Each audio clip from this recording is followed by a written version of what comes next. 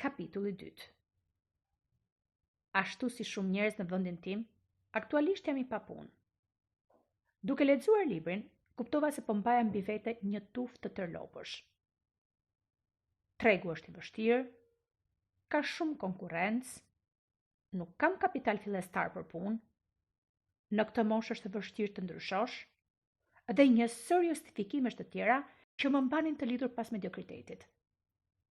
Fal leximit të këtij libri, kam parë një dritë në fund të tunelit dhe pak nga pak kam vënë në lëvizje krijimtarinë time.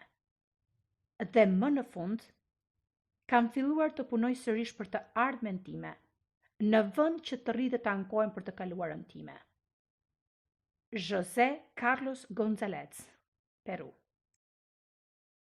Ashtu si shumë zakone të tjera të këqija, shumica dormuese e lopëve tona zakonisht priren të kalojnë pa u vënë re, gjë që u mundëson dhe që I lejon ato që të ushtrojnë një pushtet dhe një fuqi të madhe mbi jetën tonë. Për më tepër, pak njerëz janë të vetëdijshëm për to.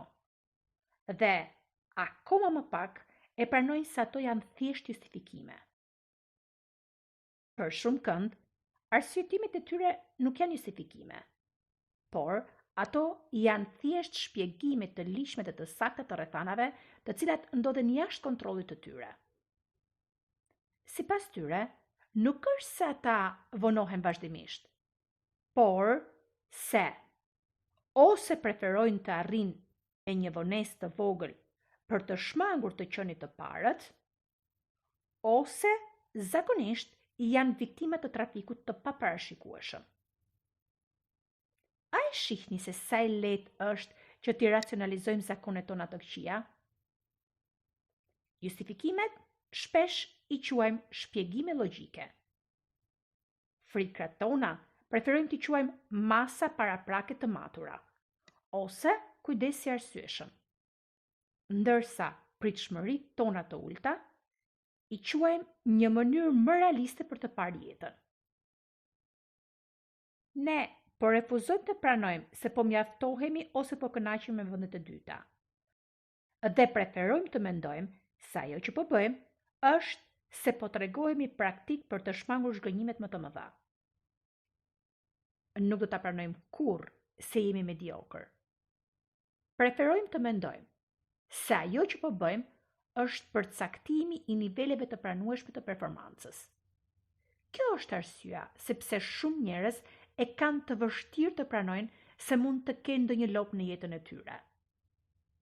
Për ta, arsyetimet e tyre nuk tingëllojnë si justifikime. Jo të gjitha lopët pëllasin si një lop.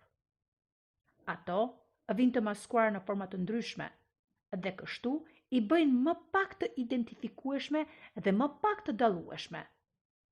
Dhe prandaj, ato janë më të pranueshme. Pasi e kam ndarë këtë metaforë me qindra mijëra njerëz nga e gjithë bota, dhe pasi kam dëgjuar shpjegimet e tyre logjike dhe të arsyeshme, kam arritur në përfundimin se shumë prej nesh thjesht nuk janë të gatshëm të përballen me atë ide se duhet të çlirohen dhe të braktisin lopët e tyre. Në vend që t'i braktisim, preferojmë t'i quajmë ato në mijëra mënyra më të pranueshme. E di që ato shprehjet e tjera janë më të tolerueshme dhe shkaktojnë më pak pengesë ose bretje ndërgjegje. Kjo është pikërisht ajo që I bën ato të rrezikshme. Dhe kjo është arsyeja se pse duhet t'ia zgjesojmë nëse dëshirojmë të triumfojmë. E di që tingëllon paksa e dhunshme të flasësh për vrasjen e lopëve të tua. Ndoshta do të ishte më e lehtë që t'ju kërkoja të thosha: ndrysho qëndrimin, modifiko sjelljen, apo hiq dorë nga zakonet e këqija. Por, nëse duam të kemi sukses, nëse duam të triumfojmë, duhet të jemi plotësisht të sinqert me veten tonë. Dhe sinqeriteti fillon duke I thirrur gjërat me emrat e tyre të vërtetë, dhe jo me shprehje më të buta, zëvendësime më të rehatshme, apo edhe më të tolerueshme. Në këtë metaforë, lopa përfaqëson çdo pretekst, çdo justifikim, gënjeshtër, racionalizim, frikë apo besim të rrem që na mban të lidhur me një jetë mediokriteti dhe që na pengon të arrijmë cilësinë e jetës që me të vërtetë e meritojmë. Në përgjithësi, çdo lop i përket një prej këtyre dy kategorive: justifikimet dhe qëndrimet kufizuese. Në kategorinë e justifikimeve gjenden arsyetimet, pretekstet, evaziviteti, shfaqsimet dhe të ashtu quajtura gënjeshtra të bardha. Nga ana tjetër, kategoria e qëndrimeve kufizuese, për të cilën do të flasim në kapitullin vijues, përbëhet nga frikrat, dyshimet, shpjegimet racionale, kufizimet dhe besimet e rreme. Shpesh herë, ne përdorim justifikime në përpjekjen tonë për të shpjeguar se pse nuk e kemi bërë ende atë që e dim që duhet ta bënim. Dallimi kryesor mes justifikimeve dhe qëndrimeve kufizuese është se në shumicën e rasteve, as ne vetë nuk i besojmë justifikimet tona. E dim se ato nuk janë të vërteta, por ato janë thjesht vetëm një mënyrë e lehtë për të justifikuar mediokritetin tonë, edhe në të njëjtën kohë për të dukur mirë, pra për të ruajtur imazhin. Për shembull, më vjen keq që u vonova. Më fal, por trafiku ishte i tmerrshëm. Megjithatë, nuk ishte trafiku ai që na bëri të vonoheshim. Ishte thjesht fakti që nuk u përpoqëm të ishim në kohë. Dhe për të mbuluar këtë gabim, apo për të shmangur kritikat, morëm rrugën më të lehtë. Shpikëm një justifikim. Por, është e qartë se të japësh një justifikim do të thotë të jesh i pandershëm me veten ose me dikë tjetër. Dhe sado absurde që mund të duket, justifikimet si këto janë shoqërisht më të pranueshme se sa një e vërtetë.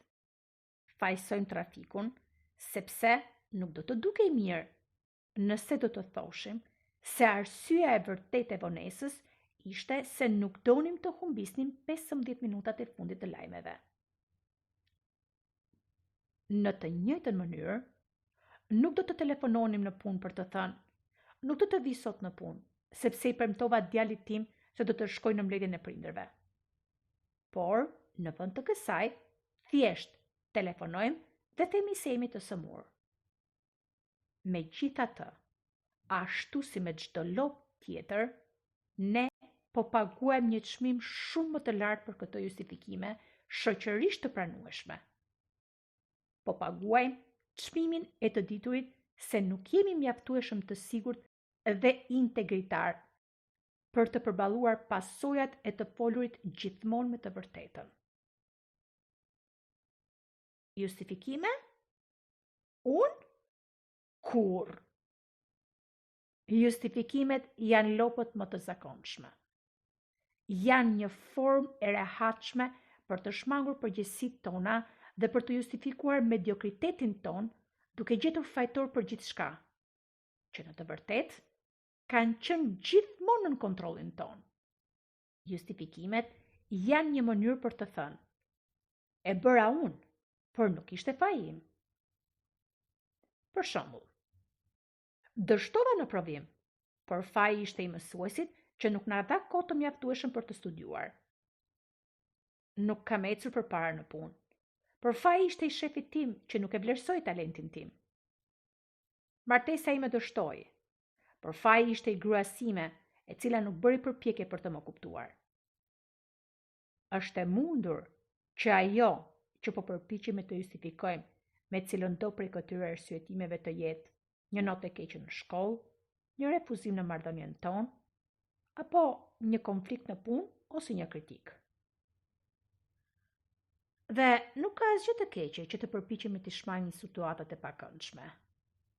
Por, duhet të kuptojmë se shmangja nuk na lejon që të përballemi dhe të zgjidhim problemin e vërtet që kërkon zgjidhje.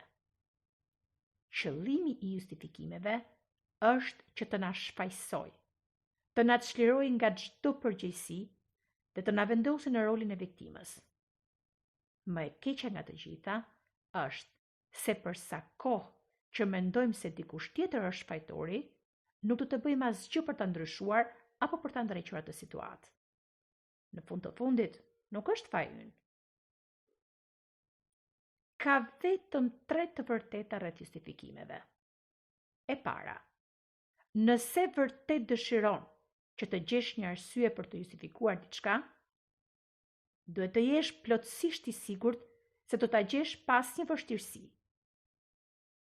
Kur Samuelit ju desh të përballej me realitetin e vështirë të ndryshimit drastik të dietës së tij ushqimore dhe të zbatimit të një plani programi rigoros ushtrimesh fizike për të kontrolluar dhe për të përballur me diabetin me të cilin ishte diagnostifikuar, ai gjeti mjaft arsyetime për të mos e bërë këtë. Edhe pse jeta e tij ishte në rrezik, ai refuzonte të ndryshonte stilin e tij të jetesës. Fatkeqësisht, nuk kam kohë të mjaftueshme për të ushtruar aq sa duhet. Kjo është mënyra se si kam ngrënë gjithmonë. Punoj deri vonë, gjë që më pengon të zgjohem herët për të shkuar në palestër. Nëse do të hanim vetëm ushqime të shëndetshme, pra ato që janë vetëm të mira për shëndetin ton, do të vdisim nga uria si të qoftë. Madje, Samueli arriti deri në pikën sa të përdorte shprehjen e dëmshme. Atë fjalën e urtë o gurzez. E po, nga diçka do të vdesim një ditë, apo jo? Problemi është se asnjë nga këto arsyetime apo justifikime, quajini si të doni, nuk do ta ndihmoj atë që të mbajë jetën e tij nën kontroll. Shpresojmë që ai ta kuptoj këtë përpara se të jetë shumë vonë. Fatkeqësisht, jo të gjithë njerëzit arrin ta kuptojnë këtë në kohë. Më kujtohet rasti një biznesmeni me të cilin pata rastin të punoja disa vite më parë. Ishte një nga ata duhanpirësit e pandrejshëm, i cili kishte përfunduar duke e pranuar zakonin e tij të keq si një nga ato gjërat mbi të cilat thjesht nuk kishte asnjë kontroll. Pak para se të vdiste, viktim e një emfizeme pulmonare, ai tha: "Nuk mund ta besoj që e lejova këtë zakon absurd që të më vriste." Gjëja e dytë, për të cilën mund të jesh i sigurt sa po të fillosh të përdorësh çdo lloj arsyetimi për të justifikuar, është se do të gjesh aleat. Po, pavarësisht se sa i pabesueshëm dhe absurd mund të duket arsyetimi yt, ti do të gjesh njerëz që e besojnë dhe ndajnë atë aq shumë sa do t'i dëgjosh të thonë. E di se ndjehesh, sepse edhe mua më ndodh saktësisht e njëjta gjë. Së fundi, e vërteta e tretë rreth justifikimeve është se sa po ti përdorësh, do të vësh re menjëherë se asgjë nuk do të ketë ndryshuar. Problemi që po përpiqesh të shmangje përmes justifikimeve do të vazhdoj të mbetet po aty, po i njëjti. Nuk ke bërë asnjë hap drejt zgjidhjes. Përkundrazi, ke bërë një hap prapa. Dhe më keq akoma, sa herë që përdor atë justifikim, ti e çon atë një hap më afër drejt shndërrimit të tij në realitet. Sa herë që thua, nuk kam kohë, duke kërkuar të justifikosh mosbërjen e asaj që ti e di shumë mirë se duhet ta bësh, humbet pak më shumë kontroll mbi kohën dhe jetën tënde. Të gjithë kemi 24 orë në ditë. Së shpejti, fillon të vëresh se po jeton një jetë reaktive. Po jeton një jetë nga urgjenca në urgjencë, pa patur kohë për të bërë atë që është vërtet e rëndësishme për ty. Çdo herë, justifikimi yt fiton gjithnjë dhe më shumë fuqi. Dhe fiton fuqi më të madhe, derisa përfundon duke u bërë pjesë e realitetit tënd.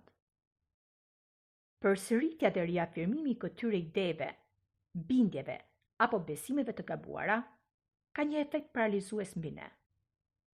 Është interesante kur ndalemi dhe analizojmë nëse këto ide janë të vërteta apo jo, dhe atëherë zbulojmë se sa shumë prej tyre janë gënjeshtra që kanë zgjatur fal faktit se askush nuk gjeti kohë për të vënë në dyshim vërtetësinë e tyre. Sepse e vërteta është se të gjithë ne kemi të gjithë kohën që na nevojitet. As një minut më shumë edhe as një minut më pak. Si fituesi, ashtu edhe humbësi, kanë nga 24 orë në ditët e tyre. E vetmja diferencë mes tyre është mënyra se si zgjedhin të investojnë kohën e tyre.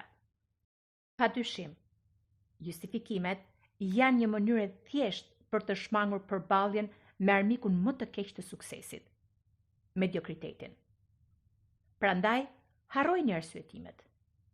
Miqtë tuaj nuk ka nevojë për to, dhe armiqtë tuaj nuk do t'i besojnë, sidoqoftë. Fjalë të urta që gjithashtu janë lop. Siç thot fjala e urtë, duke u ndarë nga shumë njerëz dhe duke u përsëritur me një frekuencë të caktuar, një numër i madh justifikimesh përfundojnë duke u shndërruar në fjalë të urta dhe aforizma që i përvetësojmë dhe i pranojmë sikur të ishin formula të pagabueshme urtësie. Përsëritja dhe kalimi i kohës i ka shndërruar ato në thënie popullore, pavarësisht se nuk janë asgjë më shumë se sa gënjeshtra të veshura me një shtresë të hollë të diçkaje që i ngjan të vërtetës. Marrim disa shprehje. Për shembull, qeni i vjetër nuk mëson hile të reja, ose pema që rritet shtrëmbër kurrë nuk i drejton degët e saj. Këto përhapin dhe popularizojnë dy ide të gabuara dhe absurde. E para na bën të besojmë se ekziston një moshë pas të cilës është e pamundur që të mësosh diçka të re, dhe kërkojnë të na bindin se ka disa zakone apo sjellje që janë të pamundura për të ndryshuar. Këto dy ide jo vetëm që na bëjnë të ndihemi të pafuqishëm, por përfundojnë duke na vërbuar përpara madhështisë së aftësisë sonë për të mësuar dhe për të ndryshuar. Gjëja më kurioze dhe më e çuditshme rreth kësaj kategorie lopësh është se shumë rrallë vëmë në dyshim mësimin që supozohet se mbartin këto shprehje. Mendojmë se nëse janë shndërruar në thënie popullore, duhet të jenë të sakta, sepse ato mbartin një të vërtetë më të thellë. Megjithatë, shpesh ajo që i ka shndërruar në thënie është se ato janë lop, pra janë besime të gabuara, të cilat janë të ndara nga një numër i madh njerëzish. Për shembull, a e ke pyetur veten nëse fjalët e urta të mëposhtme përmbajnë ndonjë të vërtetë, apo janë thjesht lop që i përdorim për të arsyetuar një situatë konformizimi që duket se prek shumë njerëz? Le të marrim disa fjalë të urta. Më mirë një e keqe e njohur se sa një e mirë e panjohur. Disa lindin me fat dhe të tjerë lindin pa fat. E rëndësishme nuk është të fitosh apo të humbasësh, por e rëndësishme është që të marrësh pjesë në lojë. Syri që nuk sheh, zemra që nuk dëm. Më mirë pak se sa as pak. Në gojë të mbyllur nuk hyn mizat. Do me thënë, ai që nuk flet, nuk gabon. Ajo që nuk e thot kjo fjalë është se nga goja e mbyllur nuk del asnjë ide. Le të shqyrtojmë nga afër disa prej këtyre thënieve popullore për të parë se cili është çmimi i vërtetë që po paguajmë për përdorimin e këtyre thënieve. Imagjinoni për shembull se sa e palogjikshme është që të thuash jo për një mundësi të re profesionale, duke preferuar të qëndrosh në një punë në të cilën nuk e shijon dhe që nuk të çon askund. Thjesht sepse më mirë një keqe e njohur se sa një e mirë e panjohur. Sado absurde që mund të duket kjo, ka shumë njerëz që e përdorin këtë thënie të vjetër për të justifikuar mosveprimet e tyre. Edhe pse, në këtë rast, Çmimi për mungesën e veprimit është një jetë mediokriteti.